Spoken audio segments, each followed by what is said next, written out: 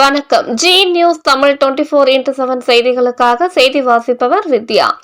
ஆரணியில் தமிழக வெற்றிக் கழகம் சார்பில் கோடை வெயிலின் தாக்கத்தில் இருந்து பொதுமக்களை காக்கும் விதமாக நீர்மோர் பந்தலை மாவட்ட இணை செயலாளர் சிலம்பரசன் திறந்து வைத்தார். சுட்டெரிக்கும் கோடை வெயிலின் தாக்கத்தில் இருந்து பொதுமக்களை காக்கும் விதமாக தமிழகம் முழுவதும் தமிழக வெற்றிக் கழகம் சார்பில் தண்ணீர் பந்தல் திறந்து வைத்து பொதுமக்களுக்கு குளிர்பான பொருட்களை வழங்கி வருகின்றனர். இதன் ஒரு பகுதியாக திருவள்ளூர் வடக்கு மாவட்டம் பொன்னேரி தொகுதி சோழவரம் ஒன்றியம் ஆரணி பேருந்து நிறுத்தம் மற்றும் அரசு ஆரம்ப சுகாதார நிலையம் அருகே நீர்மோர் பந்தல் திறந்து வைக்கும் நிகழ்ச்சி திருவள்ளூர் வடக்கு மாவட்ட கழக செயலாளர் எஸ். விஜயகுமார் ஆணைக்கிணங்க ஆரணி நகர தமிழக வெற்றிக் கழகம் சார்பில் நடைபெற்றது.